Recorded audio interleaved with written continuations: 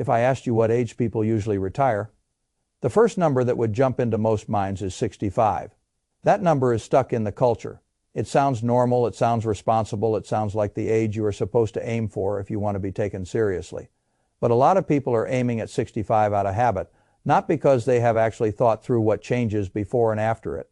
And that is where they lose some of the best years they still had, because there is another age that matters enormously, not because it is magical, because the rules change. That age is 59 and a half.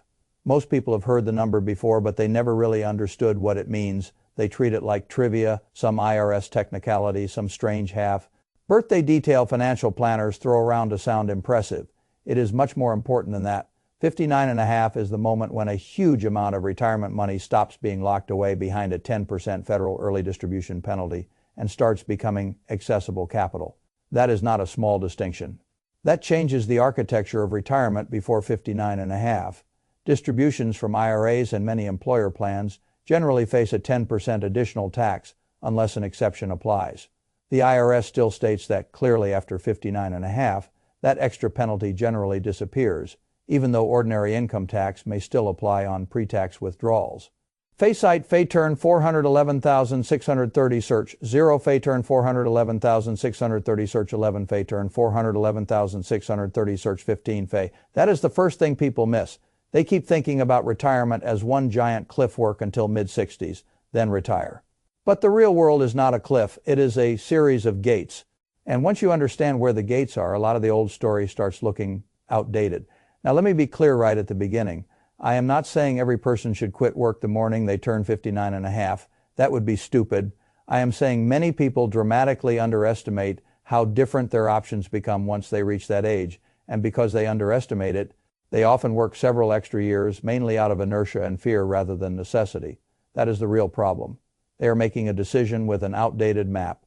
A lot of retirement advice still sounds as if 65 is the first serious off-ramp. In reality, 65 is only one of several important ages. 59 and a half matters for retirement. Account access 62 matters because Social Security can begin. Even though at a reduced level, 65 matters because Medicare begins for most people. 67 matters because for those born in 1960 or later, that is now full retirement age for Social Security. Social Security's own retirement. Planner materials make that plain.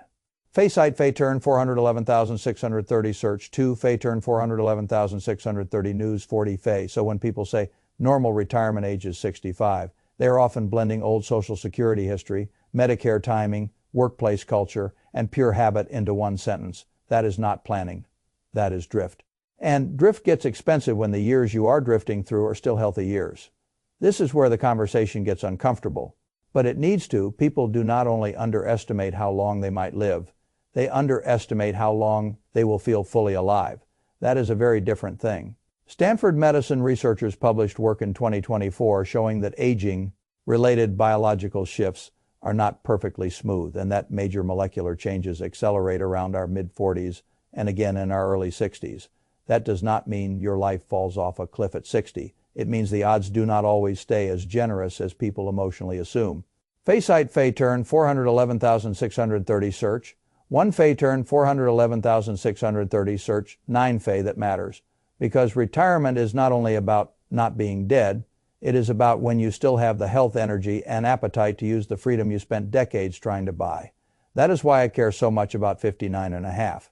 It often sits inside a sweet spot where money access improves before health uncertainty starts becoming more visible. Now, a lot of people hear that and immediately say, fine, but I still need a huge pile of money. Maybe not as huge as you think. This is where the old 4% rule gets treated like sacred text when it was always meant to be a rule of thumb. It is useful. It is not scripture. The original rule emerged from work trying to find a conservative withdrawal rate that would have survived many historical market periods over 30 years. Good, useful, but many households hear it as if it were a law of physics. If I do not have 25 times expenses, I cannot possibly retire if I do not wait until 65. I am reckless. That is too rigid. A retirement plan is not a rocket launch. It is a living system. And living systems can adapt. People can spend a little less in bad years, earn part-time income, delay a trip, downsize a house, use different tax buckets, change their withdrawal mix. A retirement plan with no flexibility needs extreme margins because it assumes the person cannot respond to reality. Most people can. That does not mean you throw caution away. It means the old rules should be treated as a conservative starting point, not a universal sentence. This is where many people lose years. They are not actually short of enough money to stop working. They are short of enough certainty to feel comfortable stopping. That is very different. And certainty is expensive because it has no natural finish line. You can always work one more year, you can always save a little more, you can always tell yourself you are being prudent, then one more year becomes 3, then 3 becomes 5, then the body changes, then the things you imagined doing in your first 3 years become harder, less attractive, or more physically complicated.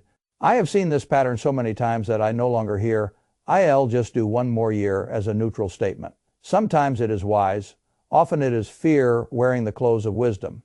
Now let us talk about the real objections, because they are legitimate.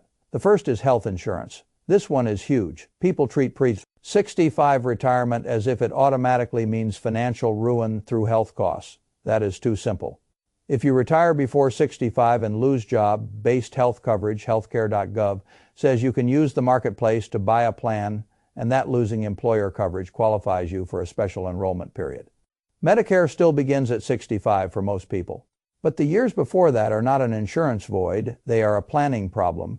Faysite Fayturn 411,630 search, 2 Fayturn 411,630 search 10. Fay a planning problem is not the same thing as an impossibility. That distinction matters. The second objection is the mortgage, again real, but not always fatal. By the late 50s, many households have been paying for long enough that the balance is lower, the equity is meaningful, and several reasonable paths exist. Keep paying, refinance if the market allows. Downsize later, relocate, use taxable assets first while letting the mortgage continue if the rate is favorable. The issue is not that the mortgage vanishes, it is that many people assume its existence automatically forces them to work much longer than may actually be necessary. That is often not true. The third objection is helping children. This one is emotionally the hardest because it mixes money with love. Parents want to help. Good parents especially want to help. But there is a line where helping adult children starts quietly stealing from the parent's own future.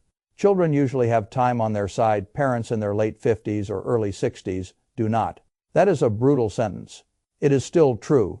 You cannot borrow healthy years back later because you oversubsidized someone else's runway when your own freedom window was opening. That is why I say the same thing again and again. Secure your retirement first, then help from strength, not from self-erasure. Now let me tell you why 59 and a half becomes so powerful once you see all of this at once. Before that age, retirement accounts are mostly promised money. After that age, they start becoming usable planning capital. That changes the way everything fits. Taxable accounts can bridge. Traditional IRAs can be tapped. Old 401ks can be rolled and used deliberately. Roth assets can still be preserved strategically. Suddenly, retirement is not this distant future state waiting on one magic birthday.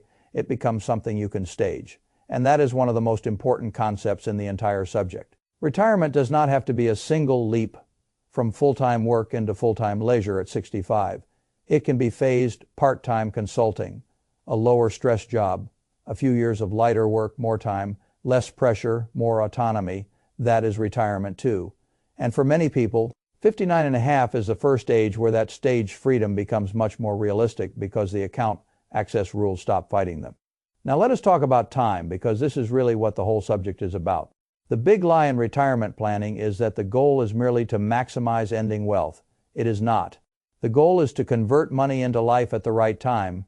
Too early, and you can create danger. Too late, and you leave value on the table that cannot be recovered. This is why I get frustrated when every retirement conversation becomes a contest about who can die with the biggest account. That is not the point.